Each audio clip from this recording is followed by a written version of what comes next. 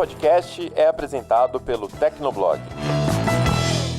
Ok, a gente já discutiu aqui que essas empresas elas cresceram, em maior parte, pelo próprio mérito, né? E por estarem em um ambiente digital que é diferente do ambiente físico. Mas fica essa curiosidade do que acontece se você injetar competitividade em algumas áreas dessas empresas que elas defendem ferrenhamente que não se faça.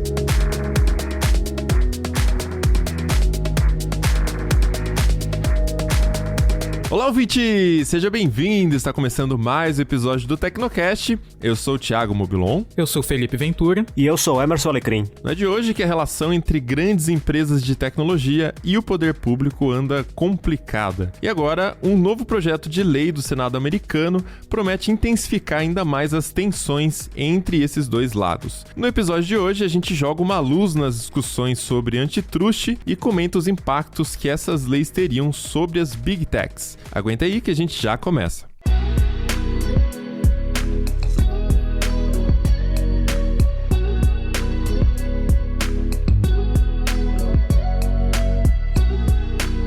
A palavra antitrust tem aparecido cada vez mais no noticiário de tecnologia. Se você acompanha o Tecnoblog e entrar no site agora mesmo, se você fizer uma busca, você vai ver a quantidade enorme de posts que aparece falando sobre este tema. E a grande maioria dos casos é de investigações nos Estados Unidos e na Europa sobre condutas meio questionáveis de empresas de tecnologia. Os suspeitos são sempre os mesmos, né? A gente fala sempre de Google, Amazon, Facebook e da Apple também, né? As Big Techs, esses grandes conglomerados que fornecem produtos e serviços para bilhões de pessoas no mundo inteiro. Em alguns casos, as investigações não evoluem para denúncias formais, né?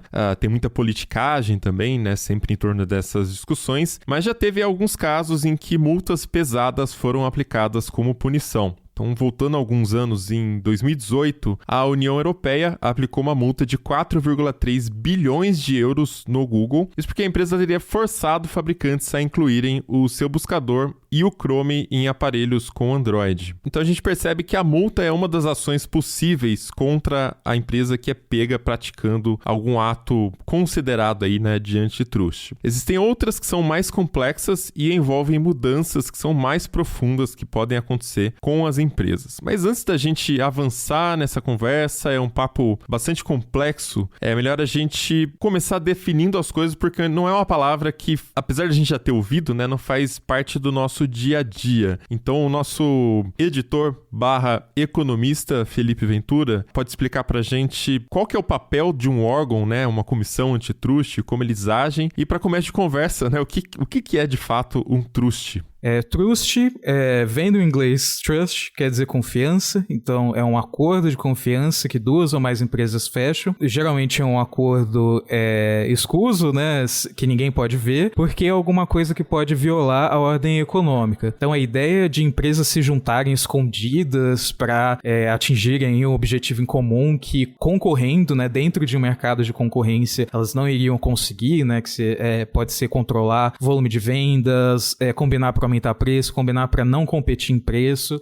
Esse tipo de ideia é discutido desde o século XVIII, pelo menos, né, com o Adam Smith, que é considerado o pai da economia, da ciência econômica, e na principal obra dele, né, A Riqueza das Nações, ele fala: as pessoas de um ramo de comércio raramente se encontram para se divertirem juntas, mas a razão do encontro é conspirar contra o consumidor e, em algumas ocasiões, aumentar os preços. Então, desde esse início que a gente começa a falar sobre o que as empresas fazem fora aí do mercado concorrencial, né, fora do livre mercado, aí vem se desenvolvendo a teoria econômica em cima do trust, né, sobre empresas que fazem acordos, sobre empresas que uma compra a outra para começar a dominar determinada parte do mercado. Então aí a gente vai do conceito do trust, que são empresas que vão se juntando, né, para dominar determinado mercado, para o conceito do cartel, que é especificamente isso, né, de de fazer algum acordo por baixo dos panos para uma não prejudicar a outra. Então, para controlar preço, para vender mais ou vender menos, dependendo do mercado, ou tipo, em determinado mercado, tal empresa atua, no outro mercado, a outra empresa atua. Tudo isso cria um problema para a ordem econômica porque prejudica o consumidor, né? Então, você vai acabar pagando mais caro, você não vai conseguir obter determinado produto, vai ser mais difícil para um concorrente entrar nesse mercado e talvez te oferecer um produto que seja melhor ou que tenha um preço menor, né? Então, daí que vem a importância de ter órgãos antitrust, né? Que são contra esse tipo de acordo e esse tipo de aglomeração de empresas, né? Que possa levar ao oligopólio, monopólio e que possa prejudicar o consumidor, possa gerar preços mais altos para mim e para você. Um efeito bem comum de processos antitrust é multa, né? É muito comum, a gente vê isso com muita frequência porque os órgãos que aplicam essas multas entendem que isso tem um papel educativo. Então eles falam assim, olha, você pisou na bola, então a gente vai aplicar essa multa aqui porque você violou tais regras e tudo mais, e a gente espera que com essa multa isso não se repita. Só que a gente tem visto ultimamente, principalmente de uns meses pra cá, de 2020 pra cá, na verdade, um movimento que tenta abranger esses processos de antitrust na forma da lei, ou seja, criando uma legislação específica para esse tipo de comportamento das empresas, né? Os processos antitrust hoje, eles são mais fortes nos Estados Unidos e na Europa, né? Mas assim, ocorrem em todos os lugares do mundo, inclusive no Brasil, mas esses dois lugares são mais fortes. E nos Estados Unidos, a gente está vendo o Senado americano com 2 projetos de lei que podem trazer uma dinâmica nova para esse cenário, né? Um é o Open App Markets Act e o outro é o American Innovation Choice Online Act. Esse primeiro, o Open App Markets Act, ele tem um foco específico sobre lojas de aplicativos e sobre o ambiente de lojas de aplicativos, né? Quando eu falo ambiente, eu estou incluindo também todo o ecossistema de desenvolvedores, o sistema operacional em si, o suporte ao usuário, enfim. E aí, esse projeto prevê algumas mudanças importantes. Por exemplo, a Apple não poderia mais ter apenas a loja dela no sistema do iPhone, que é o que acontece hoje. Com o Google é diferente, né? A gente sabe que você pode ter várias lojas de aplicativos para Android. Você tem a F-Droid, tem a Amazon App Store, enfim, tem várias lojas disponíveis, mas com a Apple já é mais limitado. Agora, isso também afeta essa lei, esse projeto, se de fato virar uma lei, também vai afetar o Google, porque o Google tem uma política de cobrança que é considerada por alguns desenvolvedores abusivas, né, que pode chegar à proporção de 30% sobre assinaturas ou compras feitas dentro da Play Store. Então, essa lei também exigiria que as lojas, tanto no caso da Apple quanto no caso do Google, que elas tivessem flexibilidade sobre as lojas que estão dentro desse ecossistema. Então, por exemplo, a gente tem o caso épico, desculpa o trocadilho, da Epic Games, que tá numa batalha com a Apple, porque eles queriam ter um sistema de cobrança próprio dentro de Fortnite, né, do jogo deles, e isso se arrastou o ano todo, esse processo, e agora também, no ano passado também teve um envolvimento do Google, né, mas o caso foi mais forte com relação à Apple, e, bom, basicamente assim, não dá pra dizer exatamente que teve um lado vencedor, porque basicamente lá um juiz entendeu que a Apple não praticou necessariamente o monopólio, mas exigiu que ela fosse mais flexível em aceitar outra loja. Porém, a Epic já não concorda com esse argumento. Então, esse ano agora de 2022, a gente deve ver mais brigas sobre Apple e Epic Games. Só para vocês terem uma noção de como esse assunto é complexo e ainda vai render vários capítulos, né? Também eu tenho outros exemplos, né? Que acho que a gente conhece bem, que é o caso, por exemplo, do Spotify. Enfim, são vários exemplos. Se a gente procurar em países isolados, a gente vai ver vários exemplos de lojas de desenvolvedores brigando ou com a Play Store ou com a App Store, justamente por entenderem que essas lojas exercem um controle excessivo sobre o ecossistema, a ponto de você não conseguir inovar, ou então de conseguir ter uma cobrança justa. Enfim, tem vários aspectos que são tratados nessas leis, e aí a gente tem que ver, né, se esses projetos vão avançar. Provavelmente vão, mas talvez tenha alguma flexibilização, né? Talvez não todas as regras que eles estão querendo colocar sejam colocadas, mas alguma mudança deve ter. Já a segunda lei, né, que a gente pode estar abreviando já como AICO, é muito grande ficar falando American Innovation Choice Online Act, ela é um pouco mais genérica do que a primeira, que é mais focada nas lojas de aplicativo, né? Então, o projeto visa impedir uma postura discriminatória dentro das plataformas. Então, a gente pode pegar o exemplo real aqui da história do Spotify e o Apple Music. Ambos são aplicativos de músicas concorrentes, só que o Apple Music pertence, né, à Apple. Então isso dá à Apple a chance de aplicar regras específicas que privilegiem o seu próprio serviço e, consequentemente, prejudique o rival dentro da plataforma dela, no caso. Segundo o Spotify, isso já é feito, né? A Apple já tem feito isso, uma vez que, no caso das taxas, por exemplo, das assinaturas, o Spotify tem que pagar uma porcentagem para a Apple por estar assinando ali dentro da plataforma. Essa é a regra da App Store para todo mundo. Só que a Apple não tem como cobrar uma taxa dela mesma, né? Então isso já coloca ela numa posição de vantagem de ter aí uma margem maior no aplicativo dela mesma dentro da própria loja. Um outro exemplo é o que o Google faz quando privilegia o mecanismo de busca dele e os mapas no Android. E a Amazon também, que dá um destaque maior para produtos dela na sua própria loja, né? Então acaba prejudicando outras marcas. Então o projeto de lei tornaria esse tipo de prática ilegal e ele também proibiria as empresas de impor restrições ali para a utilização de serviços que não estão na plataforma, né? Tipo o Spotify querer cobrar a sua assinatura por fora, não ter que pagar uma comissão à Apple, e também da utilização de dados da plataforma para competir com outras empresas. Então, uma coisa que a Amazon tem feito, todas têm feito, né? Mas, por exemplo, a Amazon pega dados do que costuma vender bem para fazer aqueles produtos tipo white label, né? Que a gente vê no supermercado, a batatinha do supermercado X, né? Então, isso seria proibido dentro das plataformas dessas empresas. E é interessante que os Estados Unidos, eles são um país meio dividido, né? Entre republicanos e democratas, eles vivem discordando, mas nessa questão específica, né, das Big Techs, eles deram as mãos, né? Esses projetos de lei, eles são um esforço bipartidário, né? São comandados aí pela democrata Amy Klobuchar, que foi candidata à presidência, ou pré-candidata à presidência, e o republicano Chuck Grassley. E recentemente o AICO, ele foi aprovado pelo Comitê Jurídico do Senado, então ele já deu um passo à frente. Daqui pra frente, eu acho que o próximo passo é já ser discutido no plenário, e aí nesse passo é que ele pode sofrer modificações, inclusive tá tendo um lobby forte, né, de empresas como a Apple para tentar mexer nesse projeto de lei, mas ainda assim é uma vitória importante, né, ver como esse assunto tá avançando e de forma relativamente rápida, né, mesmo com a oposição aí das grandes empresas. O TechCrunch, inclusive, destaca que essa tentativa de regulamentar as grandes empresas de tecnologia é uma das poucas em que republicanos e democratas conseguem concordar com alguma coisa, conseguem chegar e dizer, não, a gente está com a mesma ideia, a gente pode ter vindo de pontos de partida diferentes, mas a gente está com a mesma ideia. A gente acha que essas empresas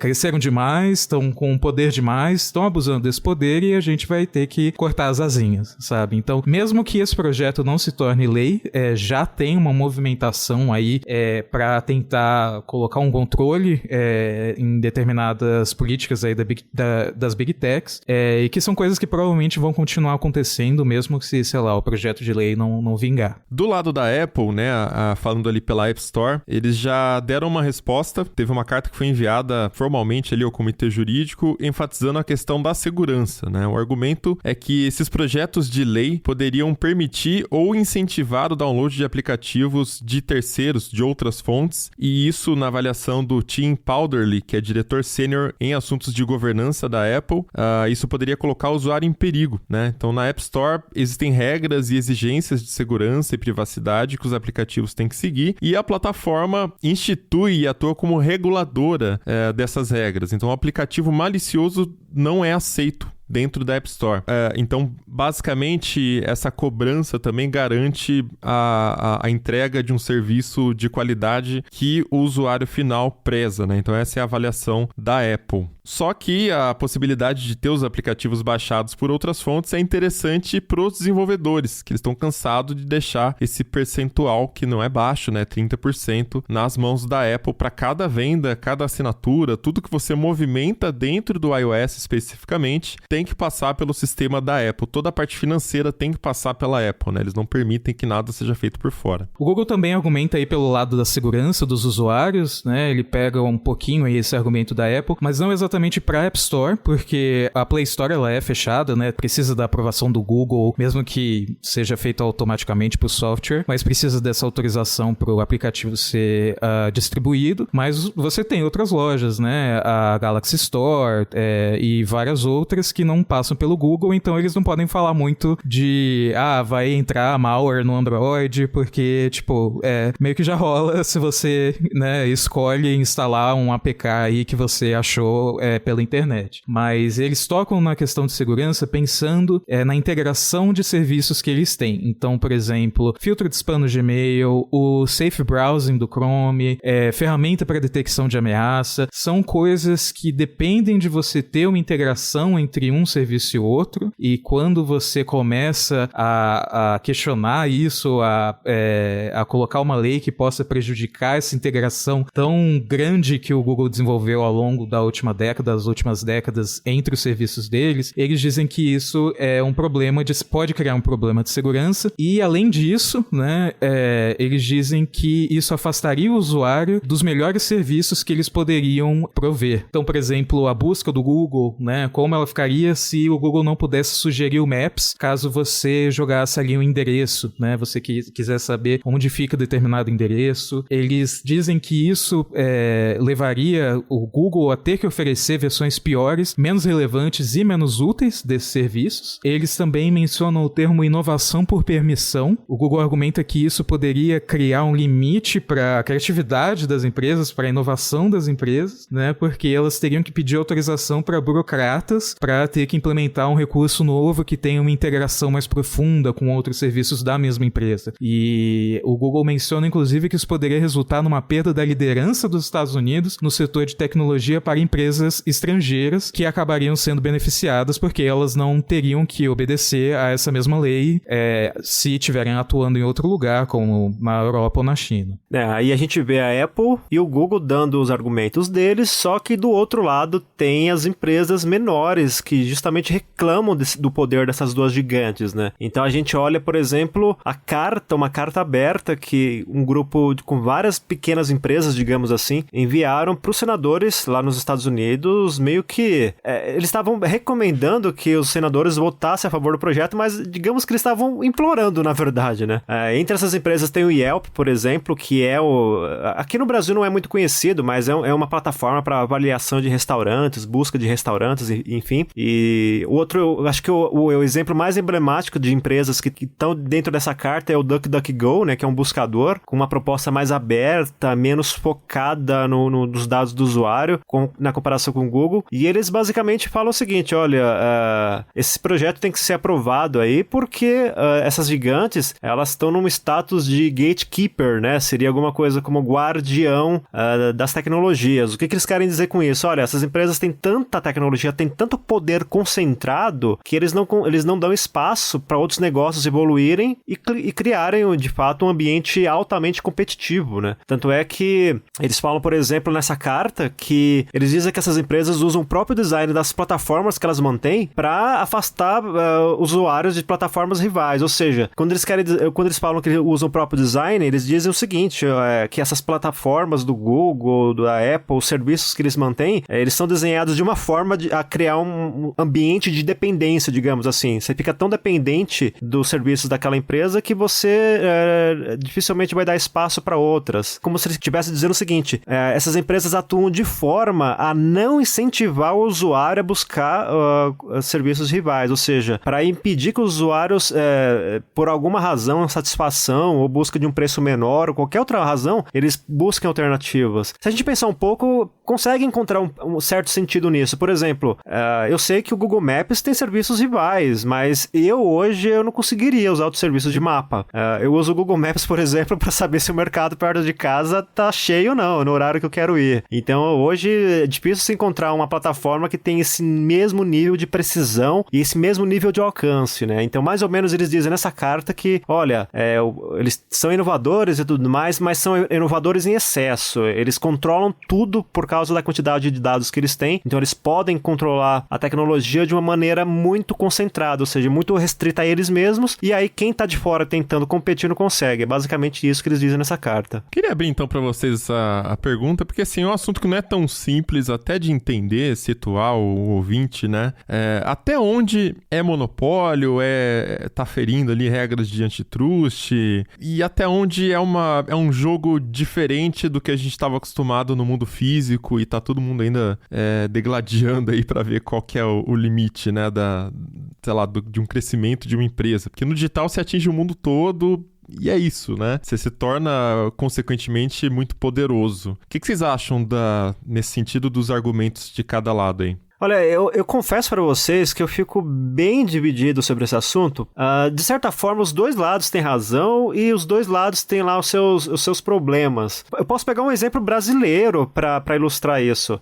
Eu acho que vocês vão lembrar que lá por volta de 2010, 2011, o Buscapé, que era muito famoso para busca de preços no Brasil, eles processaram o Google, principalmente depois da chegada do Google Shopping, né? Que é aquela plataforma que exibe preços e tudo mais. E na época, foram vários processos, né? Mas um deles, que foi finalizado em 2019, o juiz falou o seguinte, olha, o CAD, né, no caso, eles falaram o seguinte, olha, o Google não estava privilegiando o Google Shopping em benefício próprio, ou seja, não estava colocando os resultados deles em prioridade em relação aos seus, que era o argumento do Buscapé. E aí depois eu fiquei pensando, mas cara, será que se, por exemplo, o Google tivesse de fato sido instruído ou recebido uma ordem para não colocar resultados do Google Shopping, por exemplo, será que de lá para cá o Buscapé teria evoluído, teria tido uma tecnologia que fizesse a plataforma ser hoje referência? Porque hoje o Buscapé foi esquecido, ninguém entra mais no Buscapé para pesquisar preço. Acho que no máximo para buscar cupom de desconto, alguma coisa assim, mas o Buscapé, se vai perguntar para os jovens de hoje, acho que nem sabe o que é Buscapé, mas será que se eles tivessem tido lá por volta de 2010, 2011, um posicionamento favorável, será que eles teriam conseguido de fato evoluir em termos de tecnologia e criar um produto que tivesse benefício real para o usuário e consequentemente para eles? Eu fico nessa dúvida, né? Então, ora eu acho que realmente tem um excesso de poder de um lado, mas o outro também tem essa questão, será que o outro, se tivesse mais liberdade, conseguiria evoluir da forma que eles estão falando? Eu fico pensando sobre isso. O que eu penso será que existiria o Buscapé ou metade da internet não fosse o Google?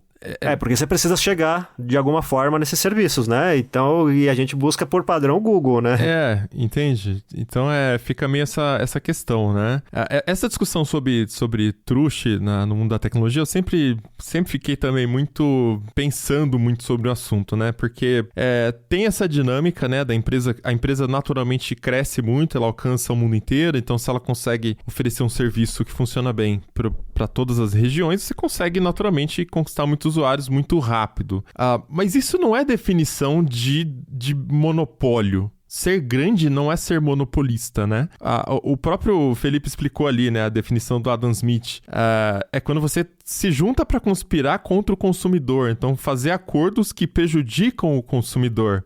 Um cartel, um acordo de preços, né? Uma empresa não atrapalhar a outra. E não é bem isso que a gente está vendo, né? Então, assim, acho que vale pontuar isso. Dominância de mercado é diferente de truste, né? Ser grande não significa ser enorme, que seja o único, né? Não, ainda assim, não significa que você utilizou práticas anticompetitivas necessariamente, né? Para chegar até ali. E nesse ponto, tem uma teoria bem legal que eu acho que explica essa dinâmica do mundo digital, que é um pouco diferente realmente do mundo real, né? Do que a gente estava acostumado. É uma teoria que, inclusive, é muito citada quando o assunto é truste, monopólio, né, essas discussões todas, que é do Ben Thompson, se chama Aggregation Theory, em português, teoria da agregação. Então ele explica o seguinte, que toda a cadeia de valor de qualquer mercado de consumo é composta ali por 3 partes. Você tem o fornecedor, o distribuidor e o consumidor ou usuário. Né? Só para a gente situar aqui, os fornecedores nessas situações são sites, desenvolvedores de aplicativos, jogos, etc. Os distribuidores são o Google Search, a App Store, né? Só para a gente pegar um exemplo de cada lado. E na última ponta, os usuários / consumidores, quem compra o celular, quem baixa o aplicativo, etc. Né? No mundo físico, os distribuidores negociavam acordos de exclusividade com os fornecedores para territórios específicos. Então, você poderia ter uma região onde só tem um distribuidor da marca de sorvete X, por exemplo, né? Então isso aí já existia no mundo físico. E os fornecedores também ofereciam brindes e benefícios, dinheiro até, para conseguir privilégios com os distribuidores. Então, se você for no supermercado agora mesmo, você vai ver que tem prateleiras destacando uma marca de alguma coisa, cerveja, shampoo, qualquer coisa, porque foi um acordo do supermercado com o fornecedor para ter aquele destaque ali, né? Então, segundo essa teoria da agregação ali, do Ben Thompson, no mundo digital, o jogo ele é diferente e pelas características do mundo digital, ele tende à centralização por conta da abundância de dados, né? Então, os distribuidores que conseguem agregar as duas pontas, né? Então, o distribuidor está no meio. Se ele conseguir agregar as informações das duas pontas, dos usuários e dos fornecedores, eles têm maior poder para crescer, para escalar. E é o que fazem as empresas, as Big Techs, né? Se no mundo antigo o distribuidor ele atuava mais da forma no sentido só, né? Pegando ali do fornecedor e levando até o cliente, agora o distribuidor controla e se retroalimenta dessa dinâmica. Então, a gente pega, por exemplo, o Google, ele está o tempo todo coletando informações e processando dos seus fornecedores. O Tecnoblog é um fornecedor do Google. Nosso conteúdo está sendo distribuído no Google. O Buscapé também é. E ele também coleta informações dos consumidores, né? Então, onde ele está clicando, onde ele está navegando mais, o que ele está mais interessado. Então, dentro dessa teoria, os agregadores, né, que são ali os distribuidores, se eles conseguem interpretar bem o que cada um dos lados tem a oferecer e tem de demanda, ele consegue escalar bastante. Então seria mais ou menos essa lógica, né? Então o que diferencia aqui dentro da teoria o que é o monopólio, o que é uma empresa dominante, né? Seria a forma como a empresa chegou nessa posição que ela está. Se ela utilizou práticas anti-mercado para bloquear os concorrentes, atenção à palavra bloquear, né? Como pagar para impedir que outros players entrem no mercado, que aí seria de fato uma atitude antitrust e monopólio. Mas se ela não fez nada disso, se ela só está de fato entregando um serviço que está ajudando as duas partes, então são ações de negócio legítimas, né? Que melhoram os produtos, melhoram os serviços e as pessoas estão usando porque elas gostam, né? Então, esse é um ponto importante que diferencia o antitrust das Big Techs, né? O Felipe mesmo falou que, você fazer um acordo, né? Repetindo lá o Adam Smith, você fazer um acordo que conspira contra o consumidor, ou seja, o preço vai estar muito caro, você não vai ter opções para utilizar outros produtos, você não está satisfeito com o que tem disponível e você não tem como trocar. Então, se a gente for olhar, Google e Apple, eles se tornaram dominantes porque as pessoas gostam dessas empresas, assim como as outras Big Techs também, né? Eles utilizaram a tecnologia para resolver problemas que as pessoas tinham. Por conta disso, eles adquiriram uma quantidade massiva de usuários, consumidores. Conquistando essa galera toda, eles atraíram os fornecedores, que entraram nas plataformas por escolha. Ninguém obrigou um fornecedor a estar lá, ninguém pagou para um fornecedor estar apenas na plataforma da Apple, apenas na plataforma do Google. Eles entram lá porque eles querem, não são obrigados, né? E aí chega nesse ponto onde essas empresas são tão grandes que elas criaram novos mercados, que é uma dinâmica que só é possível no digital. No mundo físico, você tem os shopping centers, basicamente, que seria uma App Store física. Mas o alcance é muito menor, né? Você não gosta de um shopping, você vai no outro, na outra esquina. O alcance é menor. Na internet, o alcance é global. E aí você acaba tendendo a essa situação que a gente vive hoje de centralização, de, no máximo, você ter essa divisão por nichos específicos. E aí chega nesse ponto que quem entrou ali e criou o seu negócio por conta dos benefícios que foram criados por essas empresas, agora está insatisfeito e acusando que isso é uma prática de antitrust, entende? Assim, eu não sou contra os desenvolvedores brigarem por condições melhores, eu acho que isso é liberdade de negociação, aí eu sou completamente a favor, briga, faz o fuzuê que quiser, bota a carta na internet, aí eu sou completamente a favor. O que eu sou contra é a gente entrar numa discussão de regulação por um argumento que eu acho que é muito falho quando a gente analisa que as dinâmicas são diferentes. Eu poderia remover o Tecnoblog do Google hoje com um clique, né? Tem umas mudanças que o Google faz no algoritmo que prejudicam a gente. Mas a verdade é que o Tecnoblog provavelmente nem existiria e metade da internet também não existiria se não fosse o Google agregando informações dos dois lados, né? Não só por ele fazer um trabalho bom de entregar um serviço que ajuda bem o usuário, a gente sabe que foi muito disruptivo lá no lançamento e até hoje, mas também porque parte desses dados o Google e a Apple disponibilizam para o mercado, para que o próprio mercado, vulgo fornecedores, criem mais serviços e produtos, né? Então, seja conteúdos específicos, os YouTubers estão lá criando vídeos específicos porque o Google dá as informações, olha, esses assuntos estão em alta, pessoas da sua região querem saber mais sobre isso, tem o Google Trends, tem várias ferramentas, né? Então, o Google é responsável pela criação de valor que a gente vê hoje em metade da internet, se não mais. Eu não sei se eu concordo que tem uma questão de truste aí analisando esse contexto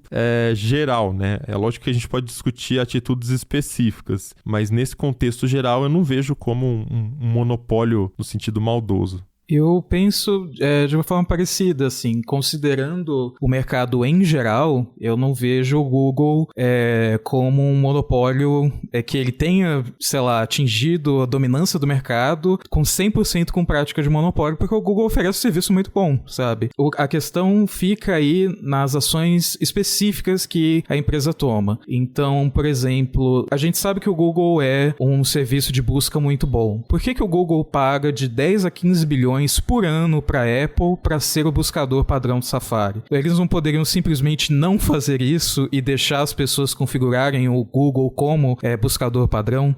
Do mesmo jeito que você pode colocar o Bing, Yahoo ou o DuckDuckGo, sabe? Essa é uma ação específica que já tem cara de abuso, né? De que você está garantindo o seu espaço no mercado de forma que os concorrentes não vão conseguir, que o DuckDuckGo não tem 10, 15 bilhões no bolso para poder segurar essa parte do mercado. Então, a gente está falando de dominância de mercado que acontece pensando mesmo em liberdade de mercado, né? Que o Google oferece um serviço muito bom, que traz conteúdo relevante para as pessoas que precisam disso, e por isso funciona bem e vale muito, né? A questão tem algumas práticas do Google que são intrinsecamente para manter o Google como o buscador do Google como o dominante na internet. Então tem esse caso da Apple, tem, por exemplo, porque quando a gente instala o Android, a gente não pode ter a escolha ali bem clara de qual buscador que a gente vai usar. Se é o Google, se é o Bing, se é o DuckDuckGo, etc. Isso, na verdade, existe, né, na Europa, porque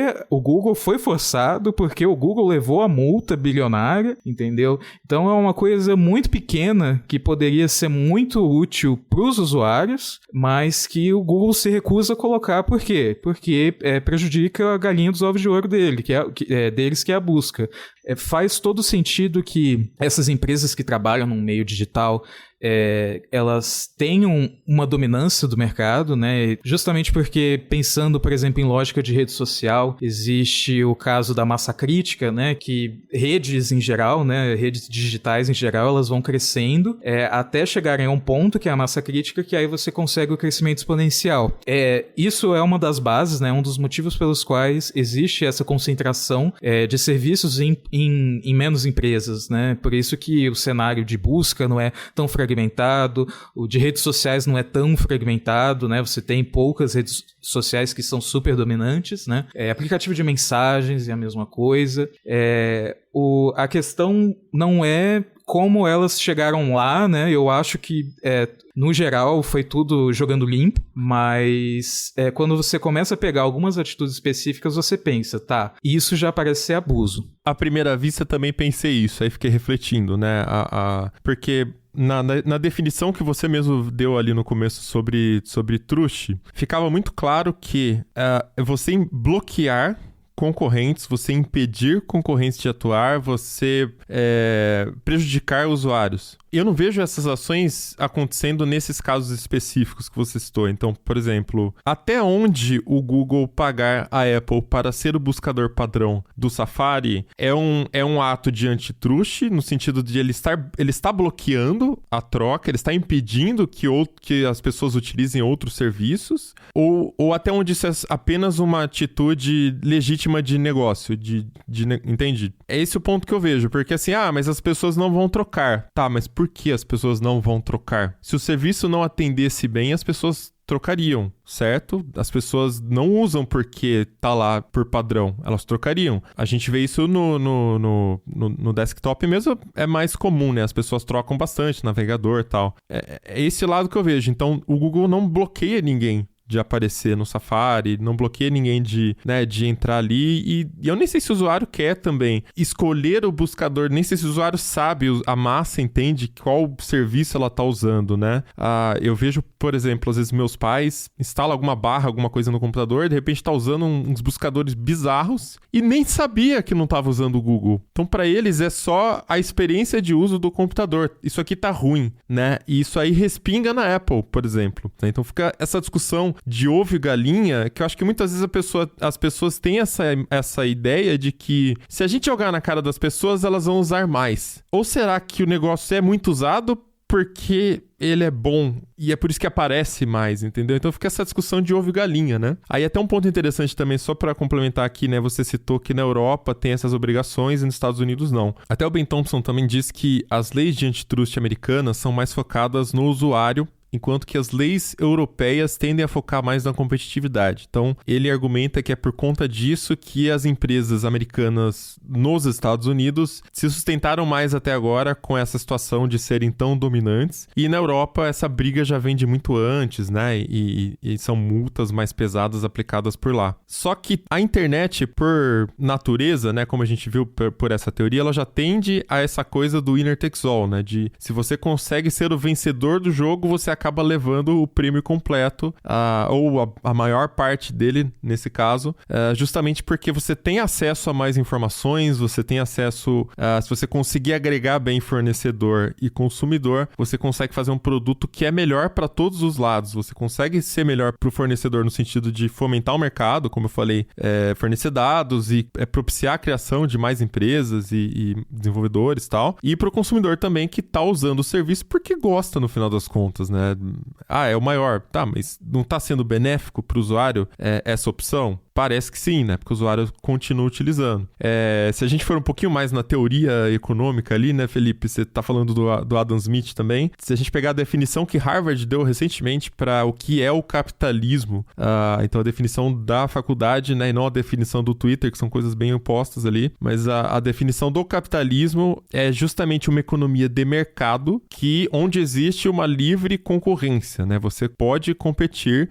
As pessoas confundem muito o capitalismo com o tal do rent-seeking, né? Quando a empresa procura o benefício fazendo acordos escusos com o Estado, por exemplo. Então, financiando projetos de lei, financiando políticos para depois conseguir aprovações de lei que beneficiam a elas, ou desconto em impostos, que na verdade é a gente que está pagando para a empresa ter o benefício ali e não necessariamente trazer um resultado para a sociedade, né? Por definição, nada disso é capitalismo. Tudo tá fora em todas as teorias, até do pai da economia ali, o Adam Smith, que já diz que se você tenta um acordo escuso, se você tenta um acordo para conseguir vantagem e bloquear, então aí seja pelo governo, seja com outros players, não é capitalismo, você já está fazendo errado. Então eu acho que é mais por esse lado que teria que ser analisado aí o que está sendo feito. Se está sendo bloqueado, se está sendo impedido, se o usuário tem a opção, se o usuário não pode trocar, a dominância acaba sendo uma coisa natural por conta também da qualidade dos serviços.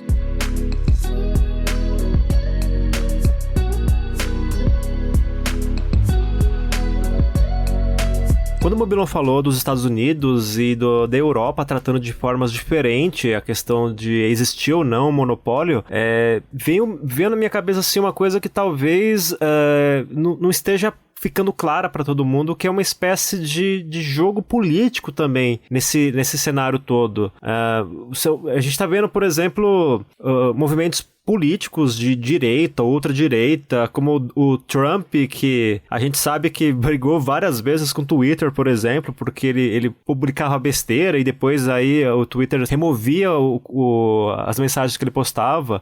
O YouTube também fazendo isso. E aí cria uma situação que, assim, de um lado tem uma pressão realmente de combate à desinformação, combate à fake news, e do outro tem usuários que passam a acreditar, geralmente seguidores desses líderes, que passam a acreditar que essas plataformas viraram inimigas, né? Elas veem como... Começa a vir teorias da conspiração, de que essas empresas têm objetivos obscuros e tudo mais. E, por outro lado, que nem eu falei agora há pouco, existe realmente um esforço legítimo de combate à desinformação, e aí a gente vê esses movimentos colocando em xeque se o YouTube, o Twitter, o Facebook, etc., se eles estão agindo de uma maneira eficiente no combate a esse problema. Então, isso, independente de qual lado esses movimentos estão defendendo, vem à tona a seguinte questão: será que essas empresas não têm poder demais?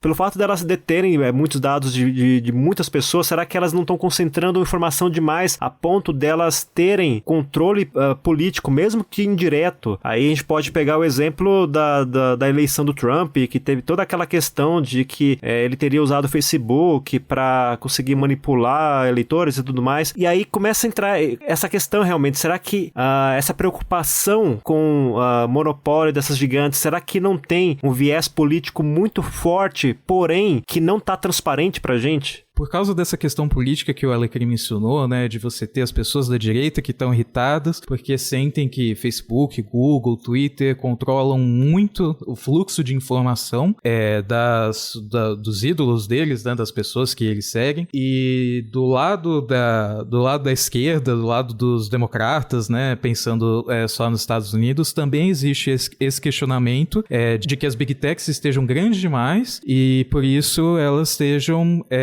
prejudicando a concorrência e impedindo novos entrantes. Então a gente fica nessa, a gente já discutiu aqui que essas empresas elas cresceram em maior parte pelo próprio mérito, né? E por estarem em um ambiente digital que é diferente do ambiente físico. Mas fica essa curiosidade do que acontece se você injetar competitividade em algumas áreas dessas empresas que elas defendem ferrenhamente que não se faça. Então, no caso da App Store, a Apple falar que o projeto de lei que obriga a instalar aplicativos fora da App Store iria criar um problema de segurança, sendo que eles têm o macOS, você pode instalar o aplicativo de onde você quiser. Não é um problema de segurança gigantesco, os MacBooks, iMacs não estão todos infectados com malware. Você tem vários mecanismos para avisar para o usuário, olha, se você fizer isso, pode ser prejudicial para você, tome cuidado de onde você está instalando, ou se for um pagamento por fora da Apple, tipo, tome cuidado onde você coloca suas informações financeiras, porque isso já acontece com o Google, por exemplo. Para você instalar um APK, você não simplesmente chega, bota e roda. Não. Você tem tela atrás de tela com o Android falando, olha, você tem certeza? Porque vai dar ruim. Pode dar ruim. Entendeu? Mas se existe essa outra opção no mercado e é dominante também, por que tem que ter uma lei que obrigue a Apple a fazer o sistema dela do jeito que o político acha que é melhor, entende? Porque a Apple não faz por conta própria. O Google faz, o Google mostra que é possível. É possível pra Apple também, ela só não quer. Se a Apple não quer, qual o problema? E as pessoas preferem dessa forma, entende? A questão de ter a concorrência... a questão não é preferir ou não, elas não têm escolha. Dentro da Apple elas não têm escolha. Android. Então, dentro da Apple elas não têm escolha, entendeu? Ok, mas eu não posso ir, sei lá, no Carrefour e ficar puto porque o Pão de Açúcar faz uma parada e o Carrefour não. Vai pro Pão de Açúcar, entende? Se eu tenho essa opção. Mas a comparação aí com o supermercado não funciona muito bem, né? A Apple é uma empresa que vale 2, 3 trilhões, que domina ali um ecossistema e que o ecossistema fechado e que a gente vê, sei lá, pelo Google que não é impossível a Apple chegar e abrir esse ecossistema e falar, você pode instalar aplicativos de outros lugares, de dar escolha para o consumidor. Isso pode ser benéfico para o consumidor porque ele pode ter preços menores. Do mesmo jeito, por exemplo, que acontece com o Spotify e Netflix, eles não oferecem assinatura pelo aplicativo porque eles teriam que pagar a taxa, né, de 30%, de 15%. Então, e eles nem podem falar onde você pode assinar porque a Apple proíbe, né? Então, são coisas que obviamente prejudicam o consumidor. São coisas que prejudicam o consumidor você não deixar a pessoa assinar, não poder dizer onde você pode assinar Spotify, Netflix. Você não pode falar, vai no meu site, clique neste link, né? Falar, aqui não dá, e ponto, sabe? Isso obviamente é prejudicial para o consumidor e a Apple poderia tranquilamente abrir esse mercado, dar uma opção de você pagar por outro meio ou de você assinar direto pelo site em vez de ser por eles, mas eles não querem. né? É algo que é uma plataforma que é dominante, que ela não te dá uma opção e que ela tranquilamente poderia dar. Ela só vai dar essa opção se ela for obrigada pelo Estado. Porque ela já se passaram mais de 10 anos e ela não fez. Mas se ela não fez, por quê? Porque os usuários não se importam. Não, porque ela não quer perder dinheiro. Como você sabe se os usuários se importam ou não, se você não dá escolha? Porque eles continuam comprando os iPhones e continuam usando os iPhones. Mesmo sendo mais caro, mesmo sendo uma opção mais cara, às vezes é isso que eles querem. Às vezes no entendimento deles, os usuários querem isso. Eles querem a segurança, eles querem... a gente vai discutir como tecnologia, se isso é necessário ou não. Mas talvez seja o que eles querem. O meu ponto é, não é que eu não queira isso. Eu não quero que precise de um governo interferir nesse nível no desenvolvimento de um sistema. Eu, por exemplo, gostaria de comprar livros dentro do aplicativo da Amazon no meu iPad. Gostaria de que fosse assim. Mas não é assim. E ainda assim eu prefiro utilizar o iPad do que utilizar um tablet com Android. Saca? Então, assim, eu não sei até onde precisa o governo mandar uma parada que, sei lá, se as pessoas estão ok com isso, no final das contas, que quem tá reclamando são as empresas que querem uma parte maior. Só que isso beneficia quem? O consumidor, de fato? Se o consumidor não quer isso... Mas como... Então, essa é a questão. Você não sabe se o consumidor quer ou não. Porque, assim, acho que também a gente tá muito falando sobre escolha em um mercado que a gente já definiu que é concentrado, né? Você não quer usar o produto da Apple, ok, você vai usar o produto de outra marca que roda Android. Você não... você quer um outro sistema operacional? Boa sorte, você pode experimentar aí. Sim. Mas digo assim, né, nessa questão, você tem um concorrente que oferece os diferenciais e é maior do que a Apple, né? Mas de mercado, aliás, a Apple é a maior fabricante, mas Android acho que é o sistema mais usado, né? No mundo mais todo. usado, exato. E tem até device com Android que não tem... os serviços do Google, né? Que aí é um acordo que a empresa tem que pagar para o Google para utilizar e ter a suíte ali do Google toda dentro do aparelho. Enfim, eu entendo que assim é uma situação complexa para chegar num consenso, até entre nós aqui, né, que gostamos de tecnologia. Eu mesmo estou falando aqui, né? Pra mim não é uma questão de se a Apple deveria ou não permitir. Eu acho que algumas coisas a Apple deveria permitir. Tipo, eu consegui comprar um livro dentro da loja da Amazon ali do Kindle no iPad. Eu não posso fazer isso porque a Apple não permite. Teria que estar dentro da App Store.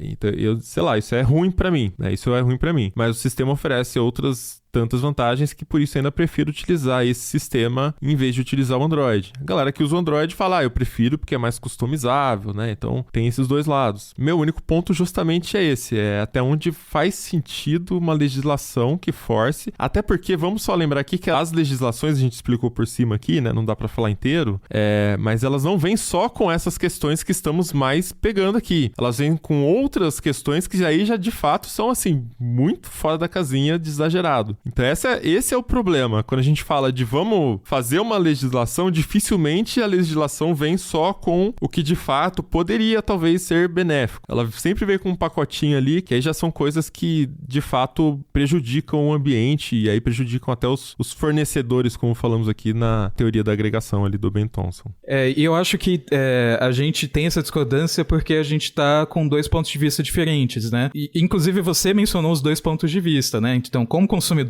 né, você queria, né? Mas você pensa na empresa e fala, puxa, a empresa deveria mesmo ser obrigada pelo Estado a fazer esse tipo de coisa. E...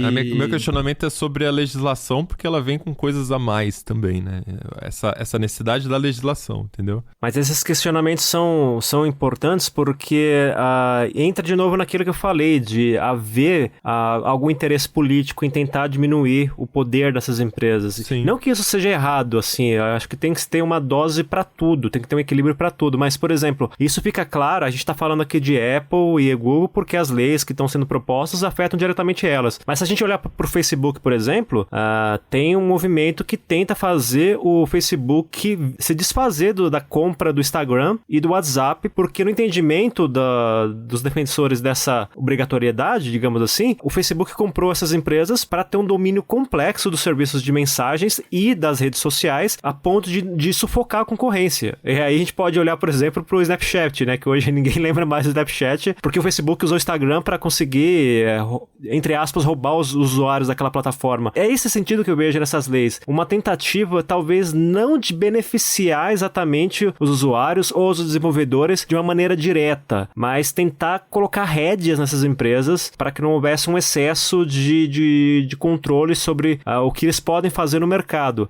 Agora, se isso é errado ou não, já é um outro questionamento, porque, por exemplo, será que se nessa coisa de querer controlar as empresas, algum governo não vai querer impedir que essas plataformas removam conteúdo que é claramente desinformação? Tem legitimidade nesses movimentos, mas a gente tem que saber até que ponto essa legitimidade vai, porque da mesma forma que as empresas podem ter objetivos obscuros, o governo também pode, e independente de ser direita, esquerda, pode ter. Então, é por isso que a gente tem que ficar de olho, né, em cima para ver todos os lados, né, tanto o que as empresas estão falando, quanto os desenvolvedores estão falando e, claro, os políticos, né, na parte de governo, sobre o que eles estão tratando diretamente, porque se numa dessas a gente tem um controle excessivo por parte do governo, a gente vai minar tudo que a gente falou aqui sobre concorrência, sobre beneficiar o usuário e tudo mais. Por outro lado, se não houver controle nenhum, talvez a situação fique realmente mais complicada, porque você mina de fato a concorrência. Então, quer dizer, sabe, tem vários pontos a serem analisados, assim, então é difícil colocar tudo na mesa e tentar equilibrar, sabe? São coisas que a gente vai ter que ficar observando no decorrer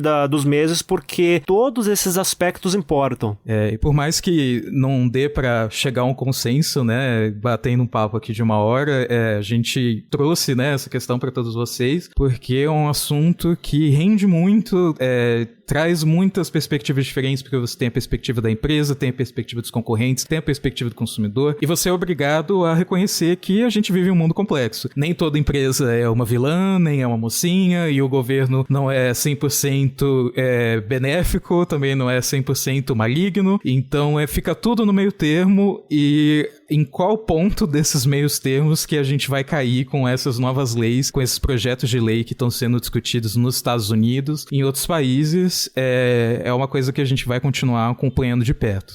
E eu só sou a favor da briga. Eu quero que todo mundo brigue, que é daí que saem as melhores opções pro consumidor.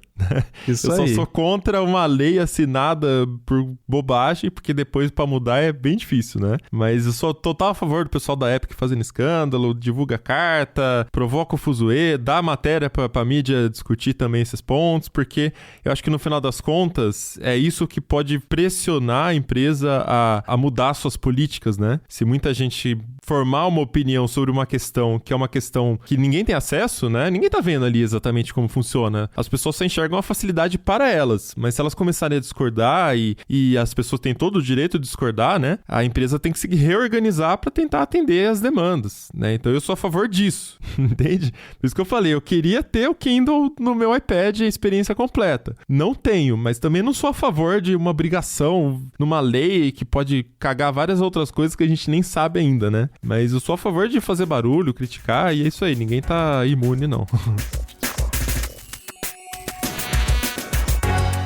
Então é isso, vamos chegando ao final aqui de mais um episódio do Tecnocast. Corre lá na comunidade.tecnoblog.net e conta pra gente qual é o seu ponto de vista com relação a esse tipo de legislação, né? Se vocês quiserem também entender um pouco melhor, a gente não conseguiu contar todos os detalhes de cada uma das leis, mas o Josué, nosso produtor, pode colocar mais links lá nos posts. Tem vários posts do Tecnoblog também explicando cada uma das leis. Então comenta lá na comunidade.tecnoblog.net ou chama lá no Twitter também, é só marcar Tecnocast. Se quiser conversar diretamente com a gente, em todas as redes é @mobilon, @VenturaFelipe e @ealecrim. Este Tecnocast foi produzido pelo Josué de Oliveira, a edição é do Ari Libório e a arte da capa é do Vitor Pádua. A gente fica por aqui, voltamos com outro episódio semana que vem. Até lá! Abraço! Até a próxima!